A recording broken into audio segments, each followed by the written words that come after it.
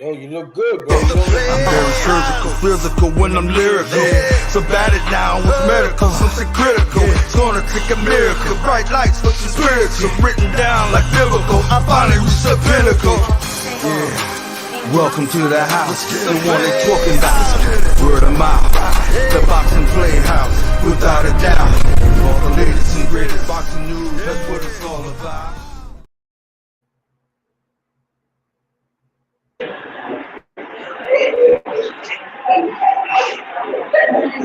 Oh my God. What's up? This is Boxing Playhouse, Latin America style, baby. And this is our podcast that we have coming from Colombia as well as Georgia. We have someone in the house right now that is from Las Vegas area, California. Also, I'm in Florida right now. So we are global, basically. And I'm going to go ahead and introduce our host of the show, who is actually in the airport right now, going to fights in Jamaica. That's right. We got the contender and the Florida Boxing Hall of Famer, Danny Santiago. What's up, Bienvenido, Boxing Playhouse. I'm sorry I'm a little late. Yeah, I'm in transition here. I went from one airport to another airport. I'm in Barranquilla, Colombia right now currently, and I'm traveling my way to Jamaica. But listen, forget about me. I'm super excited about tonight's guest. He's a fellow alumni from a show that we were on back in the mid 2000s. Stitch Duran, the man. You know, first and foremost, how you guys doing? We're here. There goes the man. There goes the man right there. The Stitch, the man, Duran. What's up, man? I haven't seen you since the contender, bro. How you been? Yes, sir. I've just gotten a little old and a little uglier, but I'm a little bit fatter. How you doing? I'm loving life, man. Thanks for having me on. And when you guys threw the word Latino in there, you know I had to be involved with you guys, huh? So yeah. Yes, sir. Yeah, man. So listen, yo. Dahlia's in the house right now. Dahlia Duran. She says, "Hello, Boxing Playhouse." You know, she got your last name, but she's related to Roberto Duran. Yeah, here we go. Hey, it's all right. You know, Roberto, I saw him. We know each other through the game, of course. But years ago, I think Fat Jude was fighting. I can't. Mandalay Bay. Roberto Duran comes out of the restroom and comes up and gives me a hug. And in Spanish, he tells me how he's so proud of me that I'm representing the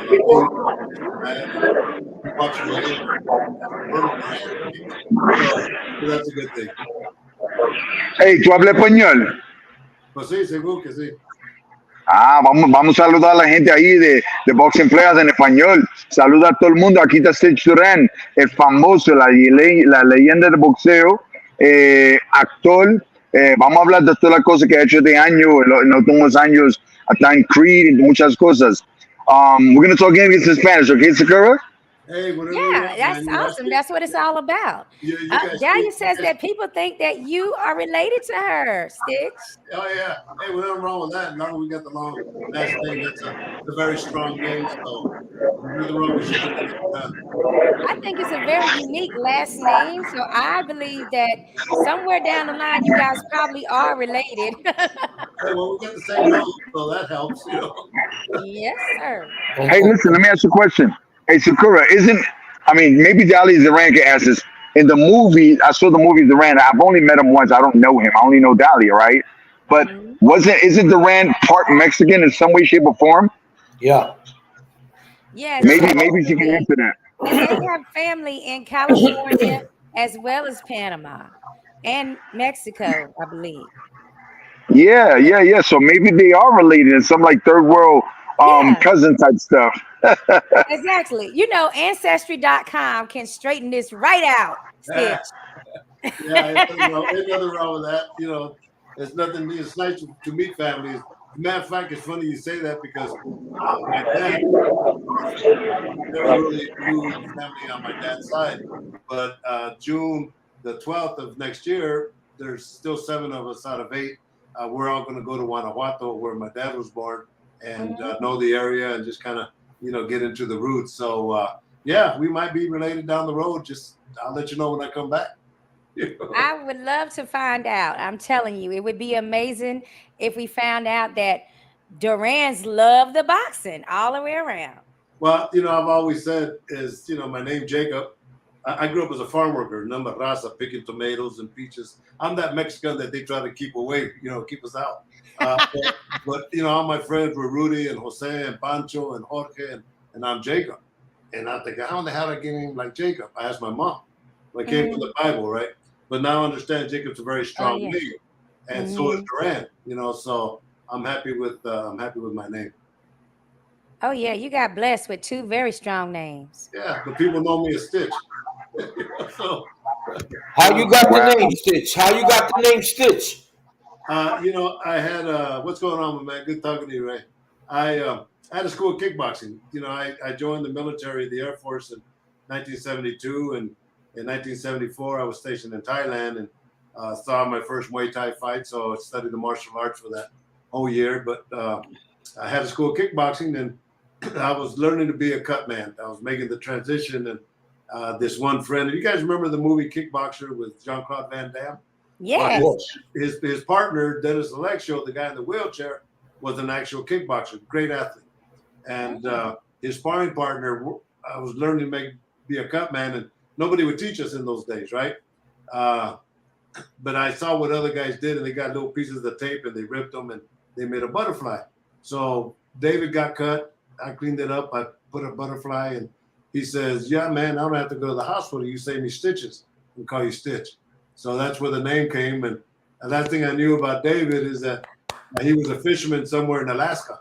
But I don't know how much he knows that he changed my name. Wow. And a quick story to that. I'm filming Michael Creed 3 with Michael B. Jordan, right?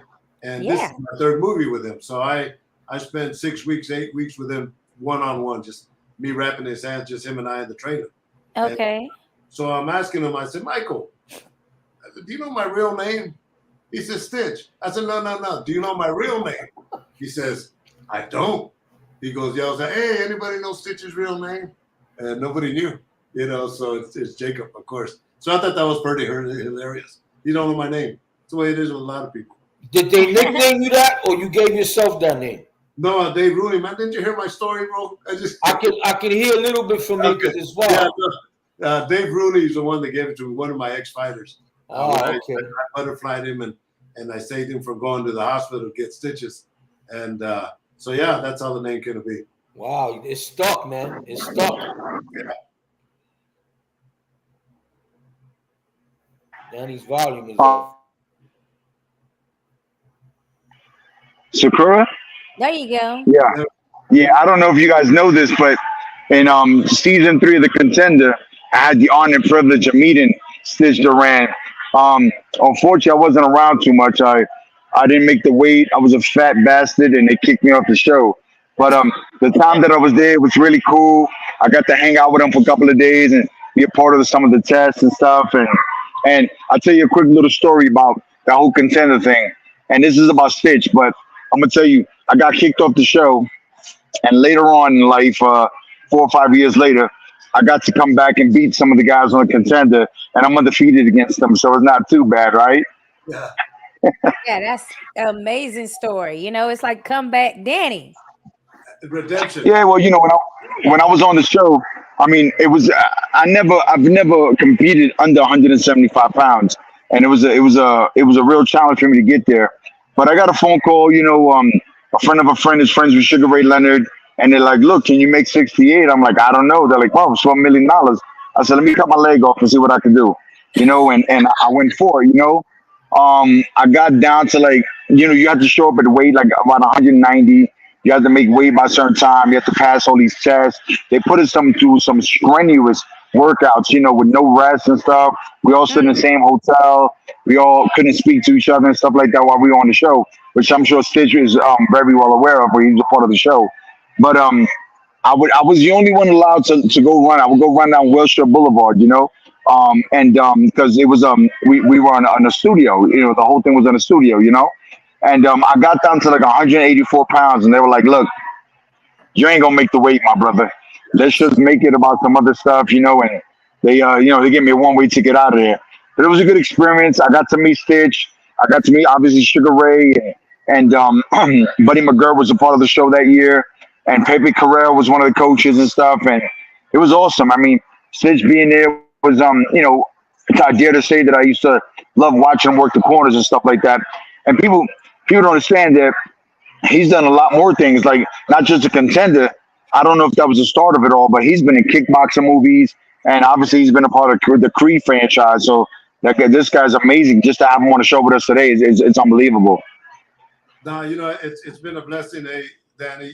Just like a girl, I grew up as a farmer. I was born and raised in a migrant camp, right? My birth certificate is CPC number 12 for my address, California Packing Company number 12, right? So those are my roots, right? So I always tell the raza and the Latinos that, hey, listen, if I can make it, it's possible for anybody to make it, right?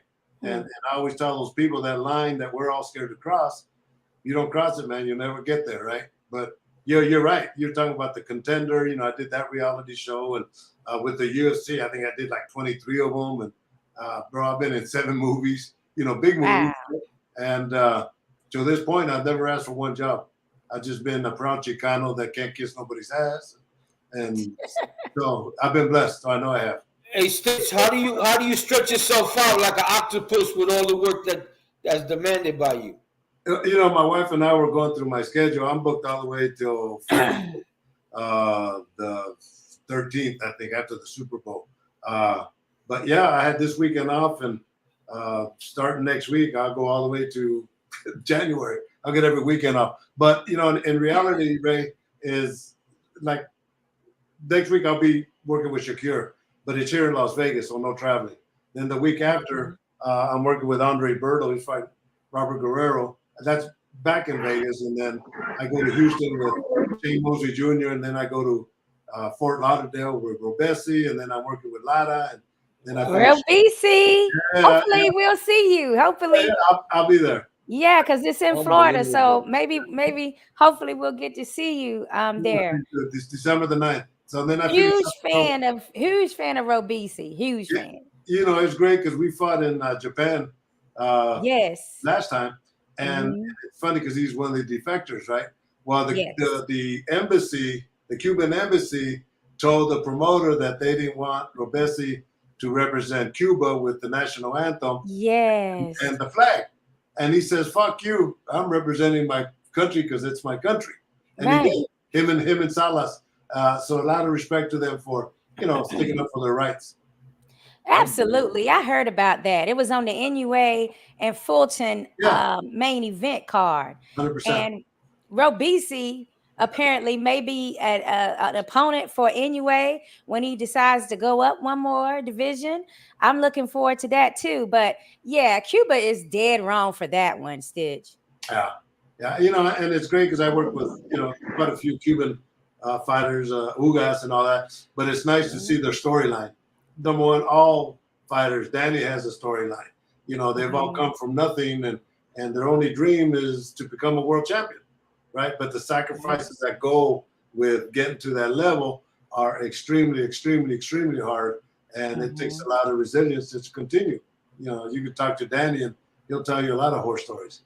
I tell you, I'm following your footsteps right now because right now I was in Miami on Sunday. I was in Colombia on Monday. I'm on my way out of Colombia. I'm going to Jamaica. I'm going to Panama and then Jamaica. And then from there, I go to Argentina. So I'm following your footsteps. Yeah, I'm following. Let me ask you a question this is all about you, right? But you told us how you was introduced to being a Cutman, right? There's no real schooling for this. You have to kind of like be an apprentice. Am I correct?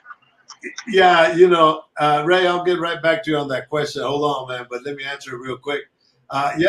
In before when it was only boxing, right?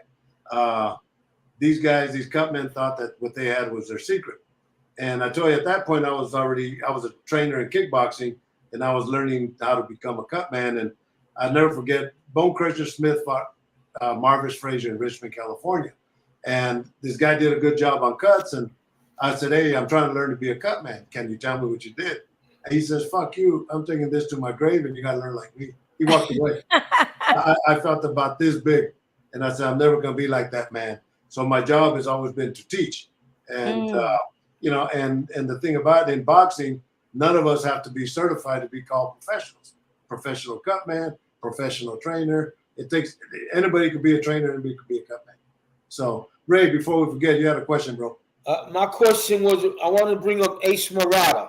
Yeah. He was the cut man, right? Did you look up to him? Did you ever meet him? You know, guys that were legendary cut men before you? Yeah, good question, man. Yes, of course. And, you know, Ace Murata, he went with Ace, I went with Stitch, right? So when I got the name Stitch, I felt very honored because, of course, he's Ace Murata, right? And but yeah, I met Eddie Aliano, met all these guys, Percy Richardson, you know, all these guys that were legendary, Joe Souza, Chuck Bodak, all these guys. Of course, I looked up to them, you know. So what was your worst cut you had to work on? The worst one you ever could think of that was like, wow. Well, there's tons, bro, but there's one, Jay Haran. This was a MMA fight. He took a knee in that big vein we got coming down. He popped that vein. He took a knee, and the cut was about this big, but it severed that vein, and blood just. There was so much blood at the top of the head to the bottom of both the fighters' feet that I got nauseated. It was that iron smell. And, whoa! So you could smell it. The smell was the iron. You could smell the iron. Yeah. Wow. It's never happened to me before. So Jay Haran, he's a stuntman now, but he's real proud because that mat is at Randy Couture's gym here in Las Vegas. So UFC was the best thing to happen to you, right? Besides the boxing. Yeah, you know, when I moved, good question, good point. When I moved to Las Vegas, I moved to Las Vegas specifically. Then it was only boxing, and then I came to be a cutman. I was a trainer, but I thought all the great trainers in the world were here, and I could do what they could do. So they would hire me to do pads. I've done pads for Mike Tyson. I worked with Johnny Tapia, Raul Marquez Sosa. Just they would hire me. Franco Bota when he fought Tyson. But I always had a job, so I couldn't be a full-time trainer, right? And but yeah, when I moved over here, I made that transition and things worked out. I knew Dana before the UFC, and I was working at K1 kickboxing at the Bellagio, and he asked for my card, and the next day he said, "Hey man, we bought the UFC. You want to be one of the cutmen?" And at that point, that was Dana's smartest move because MMA, the guys didn't know how to wrap hands, they didn't know how to work cuts. So Leon Tabbs was the original cutman from UFC #1, and he was Bernard Hopkins' cutman. So he was the only one. So it was Leon Tabbs and myself, and Burt Watson was our coordinator. But we put that program together that everybody now in MMA uses, where they have house cutmen. Top Rank now uses that. Me and Mike Basil were the house cutmen because a lot of guys don't have cutmen, and a lot of guys don't wrap hands, and it's not fair to the fighters. So what Top Rank does is great. I mean, I did a show last week, and I worked 5 fights, and I wrapped 3 fighters' hands. Mike Basil worked 5 fights, and I think he wrapped 2 fighters' hands. So normally these guys would go unprepared. So you know that's a good point. And you know I spoke out about the Reebok deal with the UFC. I was their #1 cutman, and that's how I got a lot of my claim to fame. But when the Reebok deal came in, everybody was hating it because they took sponsors away from everybody. Fighters were making $50,000, $100,000 a fight. I was making salary. I had watches. I had all these sponsors. Then they took everything away and went Reebok. So everybody's effing the UFC, Reebok, and Dana, and they call me John. I forgot his name from BloodyElbow.com. Never met the guy, and he asked if I'd be interested in doing an interview of how the Reebok deal affected the cutmen. Well, I thought about it, and I said, you know, I thought about my parents because my parents during the Cesar Chavez era, which was our Martin Luther King, for the farm workers, you know, going on strike. My parents supported the huelga, and so when they asked me, I thought about my parents. I said, you know, I gotta man up, man, because they wouldn't be proud of me. So the interview was very politically correct, but it went viral all over the world. And because of that, they got rid of me. I did 57 interviews in a week, bro. I had camera crews coming to my house and everything. In MMA, but I supported the rights of the fighters, right? And, which is always a great thing because it makes you more legendary. It's more iconic to have something positive that can affect so many people rather than just that paycheck. You know, that steady work is great, But when you can like affect change, that's gonna be in history forever. Long after you gone, no time soon now. Yeah, But it's gonna live on that you had an impact like that, and that's amazing. yeah. I Well, I had a question too, though. I wanted to ask you, how many freebies did you have to do, Stitch, before you really started trying, making some money? well, I was going to compliment you on your statement that you made before you asked this one question, where Sure. you brought the point of not the money but the passion. And Yeah. and everything I've done here has never been about the money. I'm not stupid. It's a business, right? So I Right. maximize it as much as possible. But in doing so, I do it because there's a passion to that. And Mhm. if you don't give back, you don't get back, right? And how many times for many, many, many, many years I've been where I could honestly say I could do this full time from about 8 years, 10 years. Mhm. Before I always had a job and Cornelius Mosa Edwards. I moved to Vegas 28 years ago. Took a $25,000 a year cut and pay from I was working for R.J. Reynolds Tobacco Company, and uh, Oh, and I took a major cut, but I moved to Vegas to follow my dreams. so you know a little bit about North Carolina too, then. I went to Winston Salem, of course, and I love the Carolinas. So Well, I'm yes, East Carolina. I'm East Carolina University and Fayetteville State University. check it That's out. my home there. I'm from there. I love it, man. Following that question, do you remember the very first fight that you worked the corner as a cut man, and the year and who it was? Well, that goes back to Matt Weber. My school. Well, yeah, but my first amateur fight that I worked, all right, in boxing, I'm working the corner and I'm going like 100 miles an hour, and this one veteran guy comes up to me and starts laughing. He says, "Hey, man, relax. A minute is a long time," and I'll never forget that because a minute is a long time when you know the times of you working. So that goes way back. But the first world title fight that I worked was Tony the Tiger Lopez from Sacramento. He fought Julio Cesar Chavez in Monterrey, Mexico, and that was my first world title fight that got. Now I've had hundreds and hundreds and hundreds of them, and this was in Monterrey. We got a question here from Ori Avila. He says, "Was there ever a time when you worked the corner as a cut man and wanted to interject because you saw the coach was doing a disservice to his fighter? Was there ever a Mm. time like that?" Yeah, good question, Ori. Our job as a cut man not to give instructions, right? But they know, and I tell them every time I meet with a fighter, that's a very good question. Communications is number one. And like I say, working with Top Rank, I run into a lot of new fighters. So I'll sit down with them and the coaches. I said, look, give me the right side of the ring, give me his face. You guys take everything else, right? And they know, especially guys I've been working with. I don't say nothing, but if I do say something, there's truth to it, and they know that I know the game. So that's a very good point. And yeah, I mean, just it does come in handy. And in the same token, I've stopped the fight because the guy was in dire strait, in danger, long-term damage, not short-term, but long-term damage. And that was Andre Durrell when he fought Jose Esquenege. He was taking shots that would come in through here and come out through there, right? And the Mhm. ones I consider long-term damage. So I'm Mhm. looking at and this is in New York. I'm looking at the doctors and they're talking, and I'm working on Andre during the break. As we look, the doctors are thinking of stopping the fight. Do you want to continue? And very small, he goes like this. Boop, I stopped the fight. Virgil Hunter is a trainer. No, he's okay. One more round. I said, nah. Once you say no, you're done. The next day, him and his wife called me at 8 in the morning, and they thanked me for stopping the fight. And he says, I just didn't have anything, So that's why, you got to take care of these guys. They're modern day gladiators, bro, but they're all babies, and our job is to take care of the babies. So that's a Exactly. good question, Ori. I mean, I appreciate you talking about that very thing. Fighter safety is something that is in boxing culture.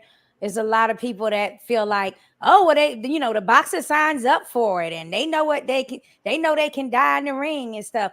Yeah, they know they can, but that doesn't mean that we have to allow it. We see it and we can stop it. So why do we say, oh, it's okay for them to basically die for our entertainment when you know things that can, basically save a human's life in there.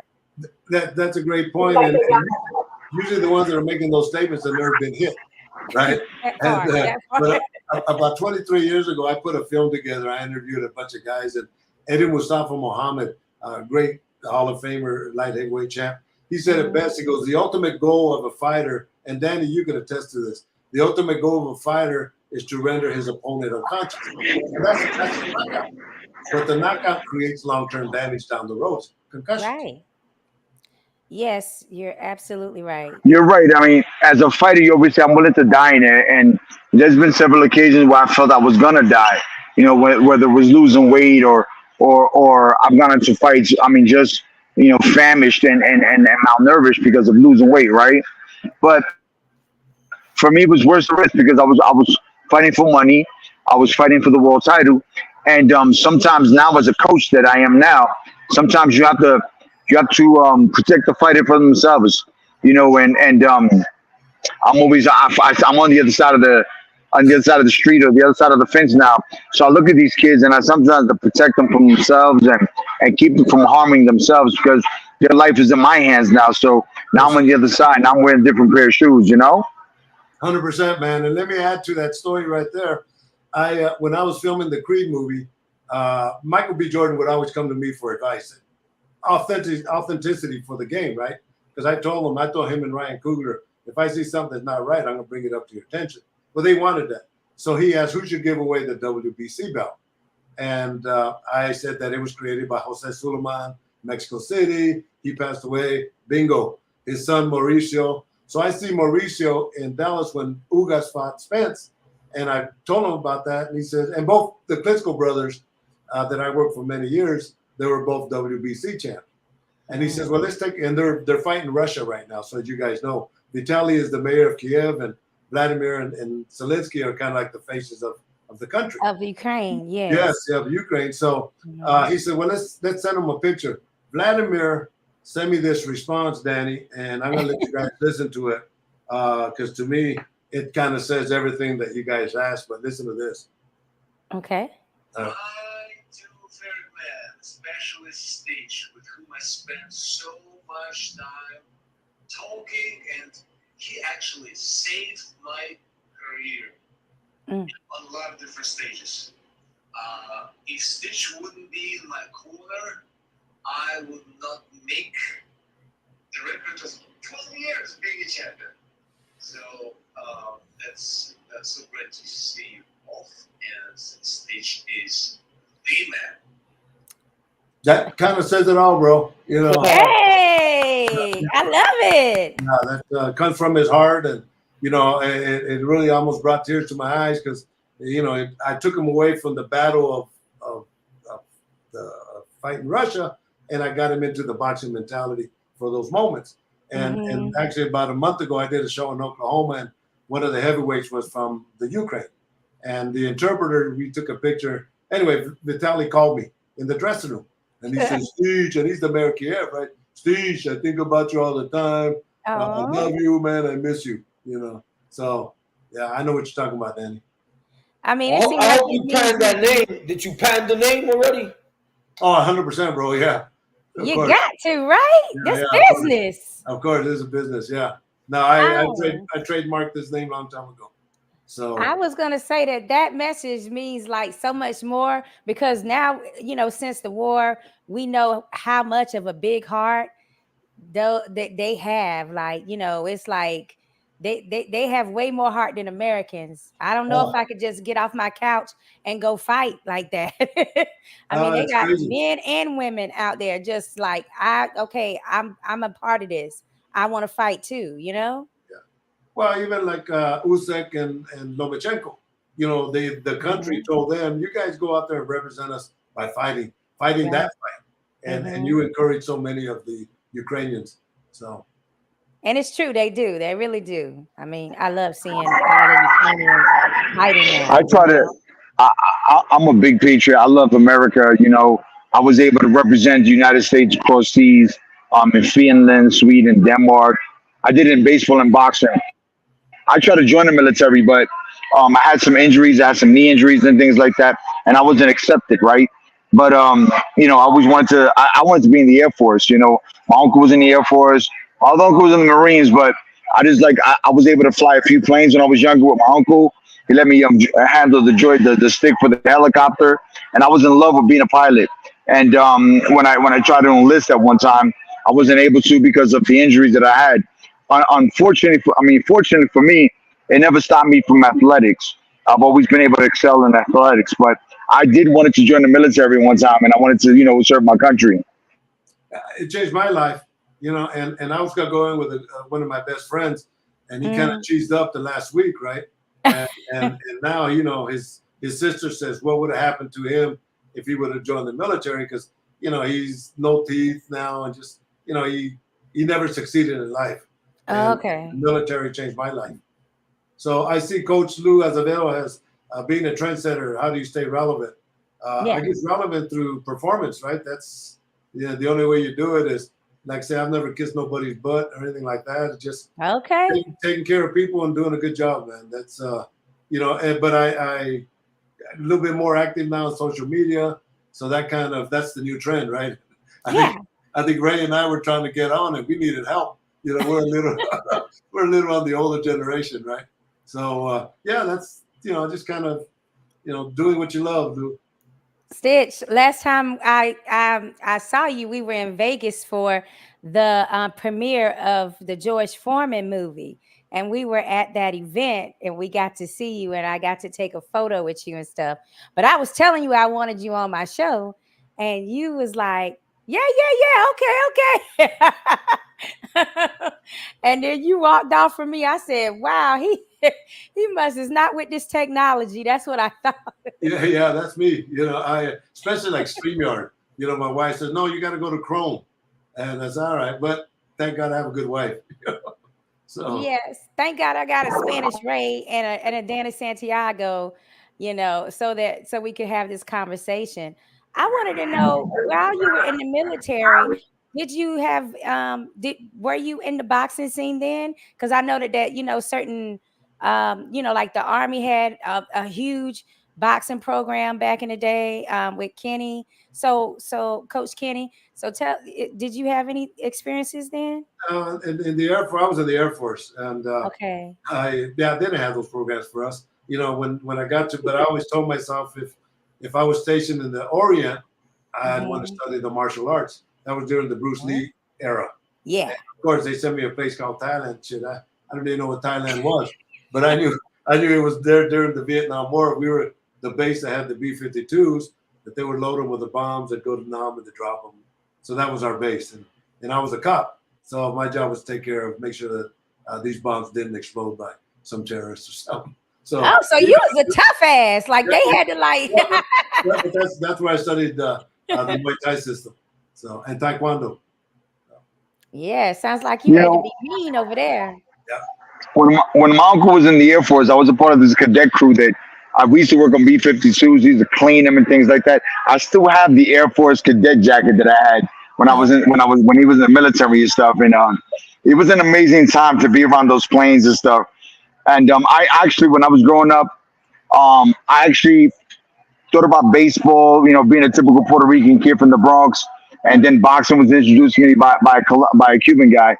But my initial vision was to be in the Air Force. That's what I want. I want to follow my uncle's footsteps because this dude was paid. And then at that time, I think he used to fly for Pan Am or something like that on the weekends.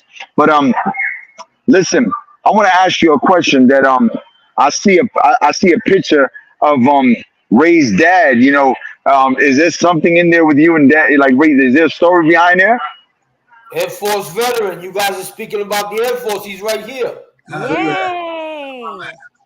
Thank you. You guys shared that brother. My hands are standing up, man. Yeah. You guys talking about the Air Force. I said, let me come over here today and give my pop some shine. No, man. Changed my life, bro. I'm sure it changed your pop's life, too. Salute to you guys, man.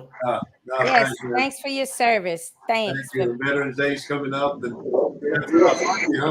I'm picking up my grandkids. That's how I'm spending my day. So. Yeah. It's a shame that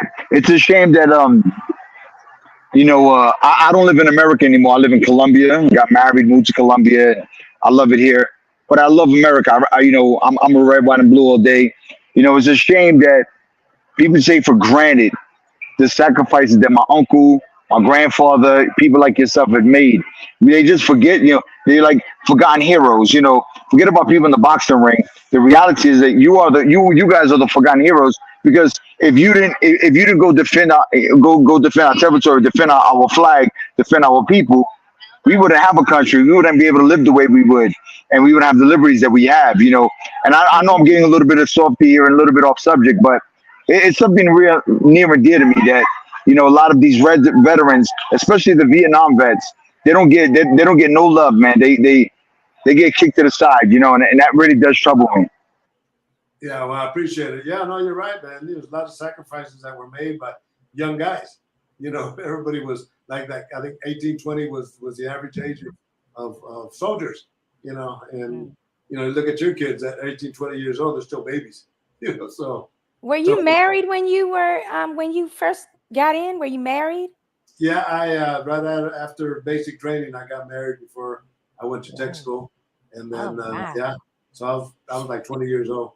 So, man, that's like, I mean, that's like a sacrifice for your wife, a sacrifice for you, and then you want to make it back home because you just got married. You haven't even been able to spend that much time with them, Yeah. Well, I was stationed in Missouri one year, and that's with I worked with the Minuteman missiles, and those are the ones that are in the silo. They're like 80 feet long, big old nuclear warheads, and then I went to Thailand, and then I finished up in South Dakota with the B-52s. So yeah, you were out there where them UFOs was spotted. I saw them. I believe it. I'm gonna ask you about that, because as soon as you said Missouri and you said South Dakota and them silos, they say that's where those crafts were frequently seen back in the day. I don't know. But I tell you, I do believe in different. You got to get them. You got to get that phone call afterwards, because I got to hear about this. Yeah. Hey, Stitch, how was it meeting Stallone? You know what? It's super guy, man. I was at Burlington today with my wife, and a young kid recognized me, and I said, how many people have done 3 movies with Sylvester Stallone? Well, I have. I did Balboa when Rocky fought his last fight. I did Creed 1 and Creed 2 with Balboa. And but let me tell you, in the movie Creed, I look at the script and my name is Marcel. And I said, well, shit, I don't know anybody named Marcel. But I was going to try to change that. But when it was time and this is the third Creed movie, when it was time for Rocky to introduce us to Adonis, he introduces me and he says, this is Stitch, the best Cutman in Philadelphia.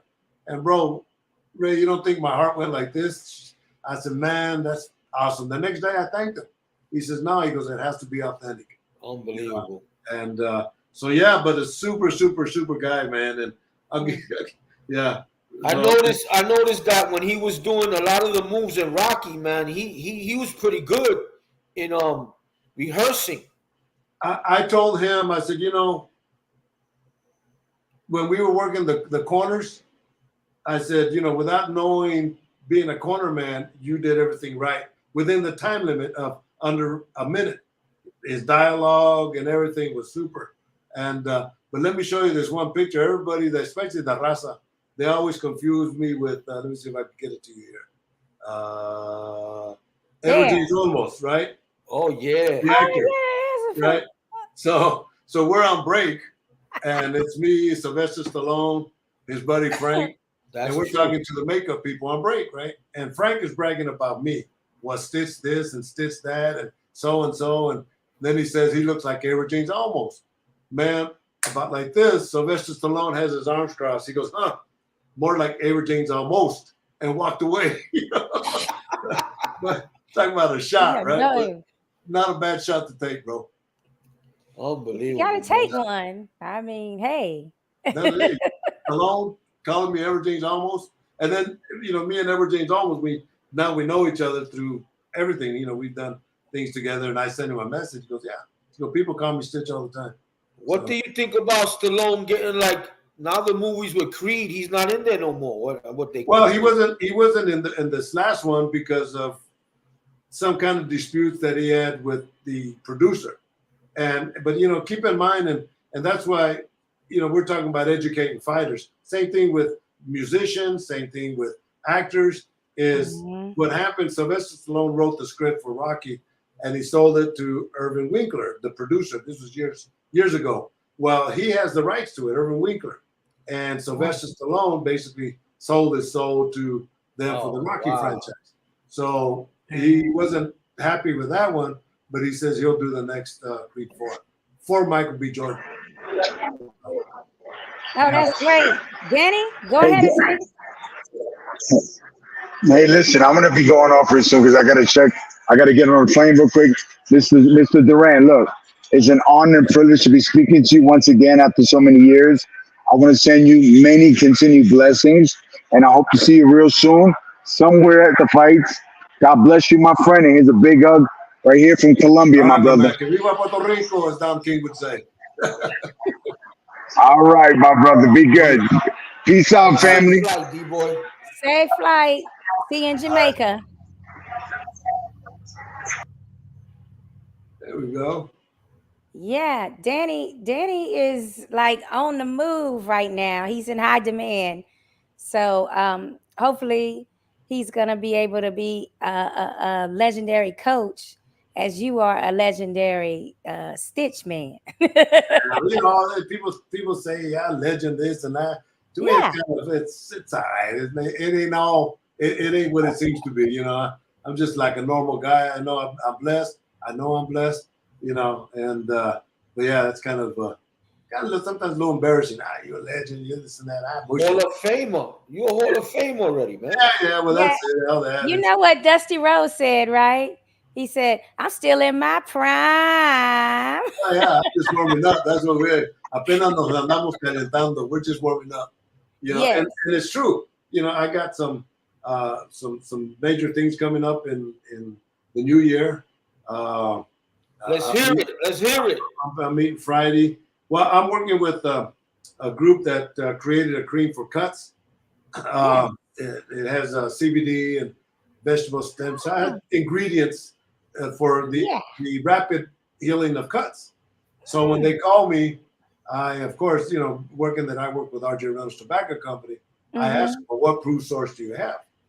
And he said, well, that's what we called you. So they have the product. So I was working the bare knuckle fights in Florida when they first did film and when they first started, and these guys, they all get cut, you know. Right. Oh yeah. Yeah, they all get cut. And knuckles and face and everything. So they would sew them up in the dressing room, and Tim, the owner of the company, would take a picture of them, give them the cream, and then a week later they would send results, and the results have been tremendous. So we met with a possible distributor, investor last week in Los Angeles. Yes. And, but now they're working on another project that they want to work with me on. And that one I'll tell you on the next interview of what it is. Yes. So you saying that you heard that, Spanish Ray. We getting a second chance. Okay. Oh, part two. He's a part two. Him, Joe. Oh, yeah, for sure. Joe, part twos, man. I know. But congratulations and much success on that endeavor, because that's going to help a lot of fighters and boxers, you know, just be able to heal much faster, you know, because you don't even want to be, you know, you got your sunglasses on and you're hiding out. And you're 100% right, you know, but those are the proof sources, right? So if it works for fighters, it should work for people that have surgery. And that's right. A lot of it is, you know, so that's where the market's at is to put it in every household because it works, you know. So I'm backing it up with my name, Stitch Premium, and it's called the Cut Cream. Hey, I got plenty of scars. We can try that on me too. Well, I had plenty of surgeries. and it's funny because fighters that have used it after fights have, and one of the things that they didn't anticipate is it minimizes scarring. So it doesn't make it as relevant as right. So it kind of surprised us on that, you know. So there's different things, and you know, I'm working with Cutman for Higher Supplies, Juan Ramirez. He handles. I have my line of tape and my KO swell. And just gonna go there. And I was always traveling, and I could never get it to you in time. So through a dream, I had a dream, and I called Juan the next day. I said, look, man, I'm traveling. I can't sell my stuff in time. Would you be interested in carrying my product, my tape? And Canelo uses it. Canelo uses it. I used it in the Creed movie. And, you know, a lot of the young fighters are using it now, Stitch Premium. And so anyway, he said, yeah, so he's carrying my products. And I told Juan that, you know, my goal is for you to make this company so big that you could do this full time. And he's doing a great job. And my products are only sold by him by design. I could go to That's great. Yeah, you got to help the raza. Exactly. That's what I was liking about what you said, is like you're trying to bring somebody up and elevate and support them in endeavoring too, and not just, you know, keeping it all to yourself. There's a lot of that in all sports and all different industries. So, you know, I always told myself, the girl, that when I moved to Vegas, I said, look, man, I told my friends, I'm going to the top. I'm taking a bus. You want to get on that bus? Let's go, man, because I'm going with or without you, you know. And sure enough, that's always been my thing, is to give back and bring people on board, you know, to teach, and even the Creed movies, you know. And the guy says, I'm on the plane watching Stitch is the Man, Danny Santiago. yeah. so the Creed movies, they're showing all three Creed movies, and American Airlines, Delta, on the plane. Oh, yeah, all over, man. So before, people were stopping me for working with the UFC, and people stopped me for boxing. Now they're stopping me for the movies, you know. And but that's not a bad thing. Yeah, I know. I would love to work with Michael B. Jordan. I mean, he has got his hands in all kinds of industry, and he is a great actor. I mean, no doubt. He's just amazing. So there's no telling what kind of projects he's going to be, you know, keep continuously doing next. Yeah, you know, and they're also filming. I've written a couple books, From the Fields to the Garden. I grew up as a farm worker, which are the fields, and my goal was to make it to Madison Square Garden. Been there, done that, right? So I got the book out there. It's available on Amazon. But on that, they're filming a documentary of my life, and that's how we had Michael B. Jordan. He came forward and gave us some interviews. So nice. Oh my God! Look at Stitch. Stitch, 35 years. 35 years in the game, man. You deserve it, man. Deserve it. Earned it. You know what I'm saying? And speaking of, Ori says, I'm retired Army veteran. Salute you for your service. Well, you too, bro. I was a paratrooper and definitely relied on the Air Force. You are an upstanding gentleman who has made a great difference in other lives. I appreciate it, Ori. And you know, I've done a lot of military tours. I used to co-host a radio show, MMA Junkie Radio, a real popular show here. And we did a lot of military tours. And I remember we went to Afghanistan, and it's all coalitions of everybody. But these one guys from Croatia sees me, and he recognizes me, and the fighters, and we take pictures. And he tells Jake Allenberger and Amir Sadala, UFC fighters, he goes, "Hey, man, no offense to you guys, I want to take a picture with Stitch." He puts his arm around me, says, "I'm not a fighter, I'm a killer." I said, "Oh shit," you know. But a lot of respect to the guys. Yeah. I had bodyguards, you know, from the Army. These guys, everywhere we went, they followed us, and you know, so yeah. Wow. To the military. You know what I was going to ask you, Stitch? At any of the events, whether you work the corner or not, at these events, what is the fight? I know it's multiple ones, but if you could just even give me two of them that you were like, damn, I'm glad I was here for that one. That was a great fight. Oh God, there's been so many. You know, I mean, it's so many. It's, you know, and to the point now that it's not even about the fights. I've done so many great fights. It's about the characters, you know. But one that always pops up is Vladimir Klitschko's last fight with Anthony Joshua. And this is in Wembley Stadium in London. Oh my God! I didn't get there till Thursday night because my daughter Carla had gotten married in the island of Crete. So Thursday I flew to London, and Vladimir was staying in an apartment. So I didn't see him to the weigh-ins, him and Vitaly. And we're sitting down and we're talking, and you know, we're going through everything, discussing what's going on, the training and what have you not. And finally I put my hand on Vladimir and I said, "Look, don't worry about nothing tomorrow. Take care of you like you're my son." And that fight is one of the Vladimir's last fight. He lost it, but it was such a great fight that people were saying, please go. But going fast forward. It was dramatic for sure. You know, well, it was back and forth. Well, let me tell you how it went. Now I'm putting the final Vaseline on him, and we're about this far apart, right? He's about here, and I'm putting the Vaseline before Michael Buffer does the announcements, and he looks at me and says, "You could call me son."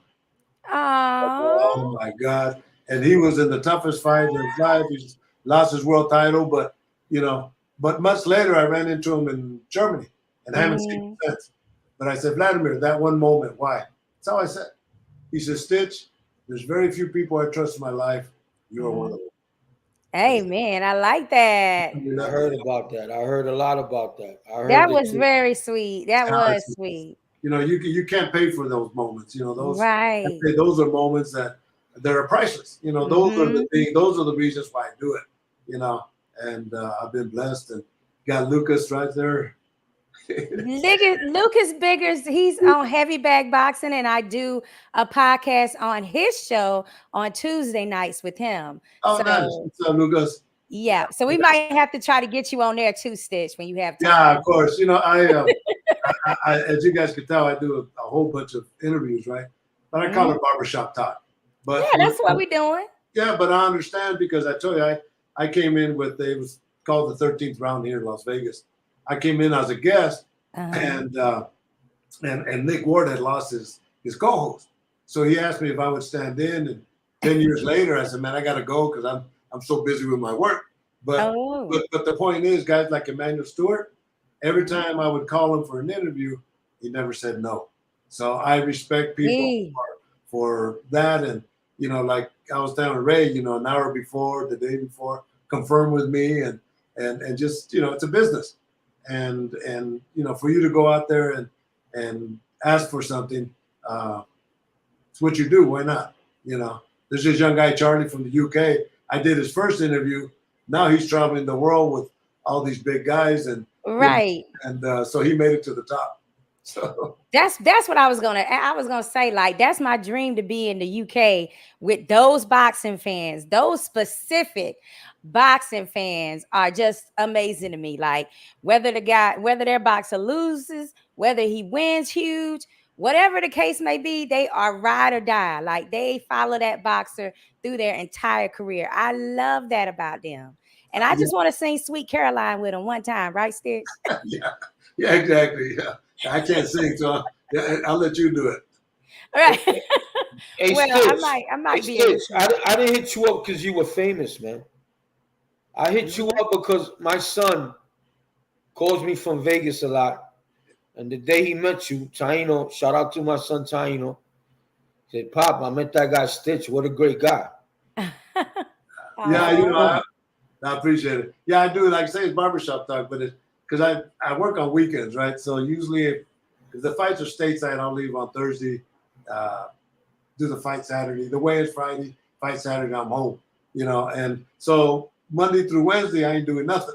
So every once a week, once every 2 weeks, I'll go visit the gyms, and that's where I saw your son at Top Rank. And so I'll go by all the gyms and all that. So Danny asked, what did you think of that cut that Badu Jack had? On his forehead. Oh yeah, that was pretty wide. Remember, I've told you I've worked on those cuts before. Yeah, that's the one with Jay Haran, the bloodiest one. Yeah, Vladimir Klitschko, when I worked his first fight, he had just come back from losing his world title to Lehman Brewster, and now he was training with Emmanuel Stewart, and he fought here in Vegas against Barrett Williamson. And the first 3 rounds he won. Didn't look great, but he won the rounds. And I always look at rounds. And then the 4th round. He gets dropped, and he's still winning by 1 round. The 5th round, he gets that unintentional headbutt, and it's one of those cuts that are very, very hard to stop, right? And so here's what should have happened to Badu Jack, and I know because I'm working with Badu Jack after that fight, is that cut was bleeding. I felt so bad for him. Ooh, the whole fight. It was horrible. It was horrible. I thought it should have been stopped, but they kept being like, he, like it's not intruding his eyes. And I'm like, yeah, but it's only so much blood. People are supposed to lose. Who was in the corner? Who was the cut man for that? Yeah, you got to figure that one out, bro. I know it is, but he can't do that. Come on now. How they gonna put a towel? What you think about Stitch? I work corners with guys. They say they Cutmen, and the first cut they see, they put a towel over it. You know, here's a good question you got to ask these guys, Ray. Ask them, and I tell these young fighters, if you're looking for a cut man, here's what you got to look for. If he's going to put the swab in his mouth like Ray's toothpick or in his ear, get another cut man. That's filthy. That's old school. But number one, ask him what the adrenaline chloride 1000, the medication we use for the cuts, ask him what the mechanics are. And they'll say, oh, it stopped the bleeding. Yeah, it's going to stop, but how? What are the mechanics for it to stop the bleeding? They'll say 9 out of 10 will say, oh, it's a coagulant. Well, if they say it's a coagulant, get another cut man because it's wrong. The adrenaline chloride 1000 that we put on the swab, that you put on the cut, is a vessel constrictor. So if you notice when I work on a cut, you talk about the big towel, I'll squeeze it to get that little blood out of the little veins, right? Right. Then you put the swab in there and it'll absorb into those little veins and it'll close them up. Wow. That is the function to the adrenaline chloride 1000. So Ray, next time you see them, and big towels, that's when Tyson Fury fought, when he got that big cut. I had people in the corner, the press, the photographers were sending me pictures. Hey, man, this guy's using the same big bloody towel. It's because he didn't know what to do. And the same thing with Badu Jack. Badu Jack, they should have stopped that fight in a heartbeat because this was for the number one contention of who was going to fight for a world title. Yes. Very, very important fight. So that cut was an unintentional headbutt. Right. And here's what I did with Vladimir Klitschko is when the doctor came, she says, because I worked on those cuts before and I know the circumstances. She says, what do you think? I went like this and I opened the cut up. Said, it's pretty bad cut. She stopped the fight. It went to the scorecards and Vladimir won the fight and became champion after that. And that's why I said, but see, you got to be the type. How you are is you're following the rounds and you know what the cutoff is for it to be, you know, a no contest versus going to the scorecards. See, and that's the problem. I think that's why they should actually, the commissions should work on having some type of course for those individuals that want to be Cutmen. I mean, you guys are dealing with medical. You gotta have some kind of examination. You just can't come out and say you're a Cutman. But they do. I know. Unfortunately, Ray, you're 100% right. There's this sport here. None of us have to be certified to be called pros. None of us. No. You pick up a towel and get your license for whatever state you're at, and you're a professional Cutman. You're a professional trainer. Same thing with the trainer's license. You know, when back in my days, we used 100%. To have to get an exam. Get your A card. You can't just be a trainer. You got to be an apprentice and learn with somebody, and then you take like an exam. But we talking way back. Yeah. See, I get calls. I get doctors, paramedics, EMTs. Everybody wants to be a Cutman. They ask me what it takes to be a Cutman, and simply I say, look, you got to spend hours and days and weeks and months and years in the gym, working with these fighters, being a fighter, knowing what the pain feels like, knowing the mental stress, knowing everything, and you start wrapping hands for free. And you were talking, Sakura, about giving them free time. That's your business card. And then you practice to get their confidence, and then you start from there. But you just don't walk in because you're a doctor. Right. Exactly. I mean, the other thing is just the fact that, you know, USA Boxing with the amateurs, they require a whole lot more than the professionals do. But yet you don't have the boxer doesn't have the protections on that they have as an amateur. So to me, it's like it should be reversed at least. Like you can't just assume that a trainer or a coach or a Cutman has had experience with amateurs, you know, and they just get licensed for professional. I think it should be more in depth. I mean, I know I'm going to get beat up for that too, but whatever. You can't get beat up because it's right. I did the fights I did last weekend. One of the 5 fights that I worked, the first fight that I worked, I told the commissioner, this is the worst corner I've ever seen in my whole life. Whoa. I felt so bad for this poor kid to the point where his brother was working the corner, to the point where I was going to tell his brother, look, man, you better get a new coach because this guy is horrible. Horrible. You know, and but there's plenty of that. And that's why, you know, absolutely, man. You've seen it, Ray. You know, so yeah, it's horrible. Yeah, I've then right been away, at, I, when you go at these guys, you a hater. Hater on what, man? At mm-hmm. the end of the day, Yep. these new guys, they haven't put the time in. Then they come out of nowhere. They know who I'm talking about. And you look at them and you're like, look at this guy. But because of social media, you got these trainers that on social media, they get social media following. They become social media trainers. Get out of here with that. I'm glad you said that because I have literally been at fights and I've seen someone that's not going to win this fight and they're just taking a pounding. And I look in the corner and one of the so-called trainers has got a phone recording it instead of stopping the fight. I'm like, stop this now. And then the guy turns around and looks at me and he's like, okay, okay. I'm like, yeah, like. Wow. Yeah. I mean, you can see a whole lot when you when you love boxing. Sometimes you're just like, why do I love this? You know what I'm saying? Absolutely. You know, when we get off the air, one of you guys send me your email. Okay. About 23 years ago, I put a film together with this young filmmaker, and we interviewed a bunch of people on the ills of boxing. And we never did nothing with it because, number one, I didn't know what to do with it, you know. But this young man passed away about 6 months ago, and I hadn't seen this film in 20 years, bro. And I looked at it, and everybody I have in the film are all Hall of Famers now. Some are dead. Stop. But the point is I want to send it to you guys. You guys take a look at it, and I'd love to do this show again, and we could talk about the issues that we brought up. But here's what we have. Listen, I'll talk about Hall of Famers. For referees, we got Joe Cortez, Richard Steele, Mills Lane that passed away. Oh, right? yeah. We got Chuck Bodak that passed away. We got Emmanuel Stewart. We got Mike Tyson a week before he got his tattoo. Fernando Vargas, like I said, Eddie Mustafa Muhammad, Dr. Goodman, Dr. Omansky, Mark. All these guys are all Hall of Famers, and we all brought up the issues that hurt boxing then. But as I look at it today, nothing has ever changed. The same issues. Wow. But now it affects MMA. So, you know, those are the horrors of the game. But this will give you an awakening. This, you know what's so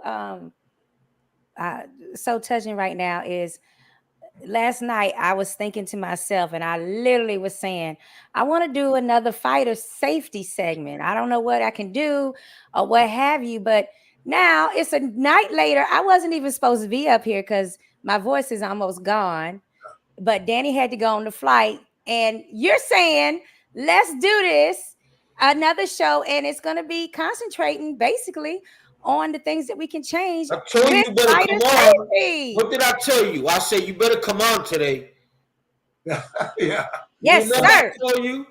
So we also, and this is how the film finishes, right? We also have Joe Lewis's daughter. I mean, you know, who the hell gets that, right? Yeah.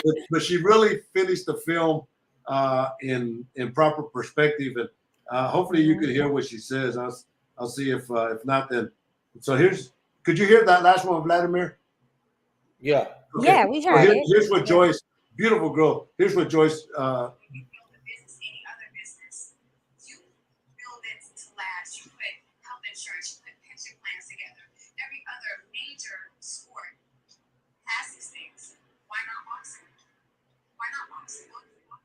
Why not? That's how the film ends.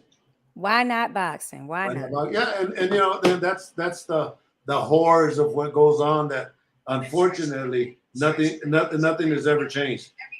And real quick, before we get off, I'm gonna let you.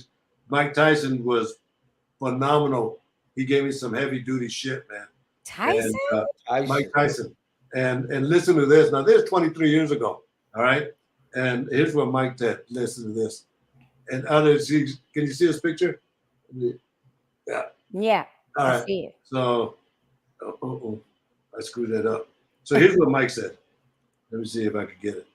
This is what fighters do.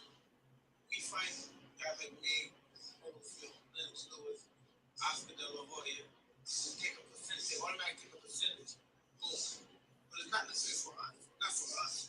For the less frustrated guys, we're not going to be messed up. We look pretty good now. So I feel mainly that it's for the other guys.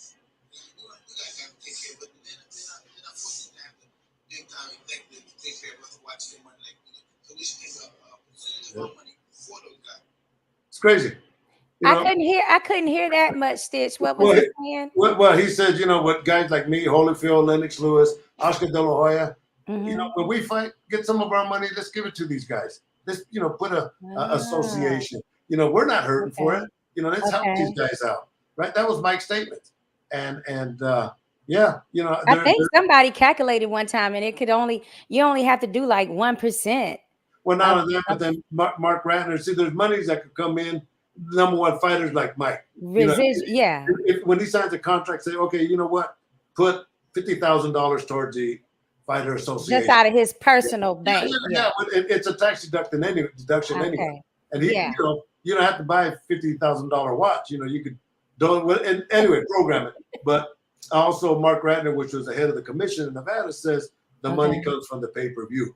So every time they have a pay-per-view, charge $1 extra. And let the fans know that this money is going towards this association. That dollar goes towards So we're going to start a movement, and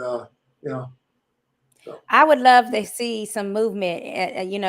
Even if it's a little bit of movement, because as you're saying, the things that you guys discussed then is still like relevant.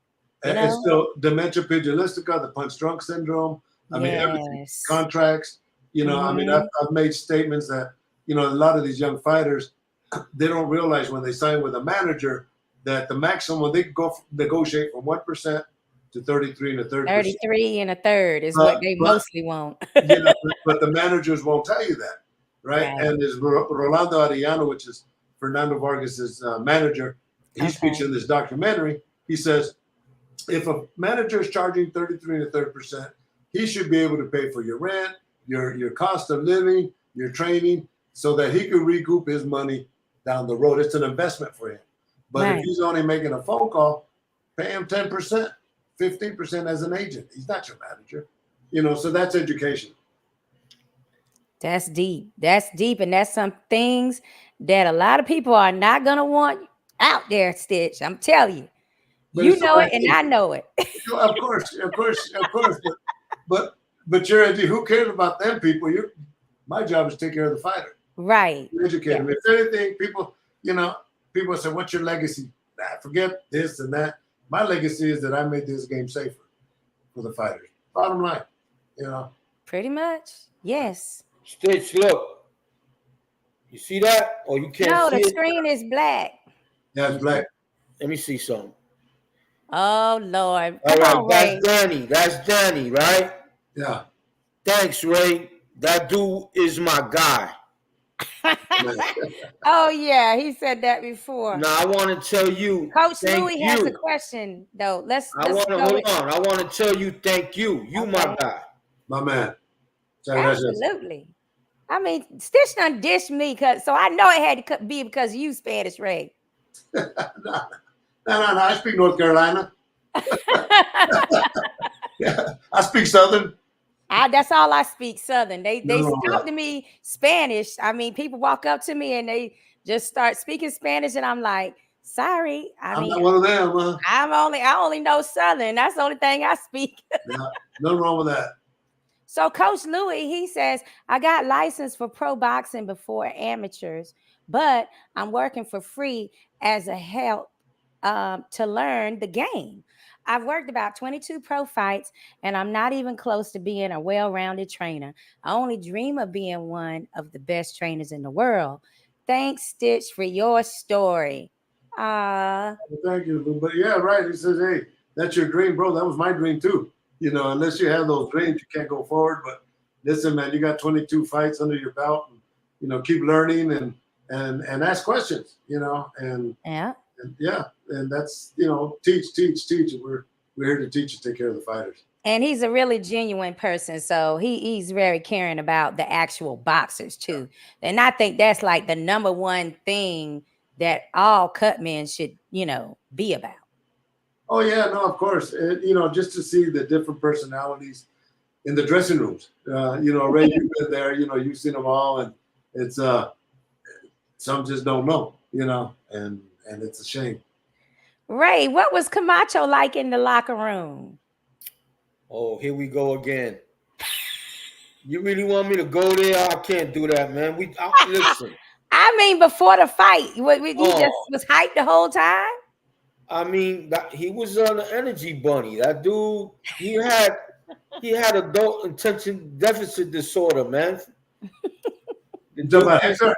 yeah, man. He was always, Yeah. Yeah. I like his stories. I mean, they be wild. Yeah. Spanish Ray got a million of those. I mean, I like the look of him, and I just wondered if he kept up that energy his entire, like, is that just on camera, or is that, was that really him, his personality? We didn't get to see the best of him because he partied a lot. If he didn't party, he was dedicated. We would have saw some even. He would have beat everybody. He would have beat Chavez.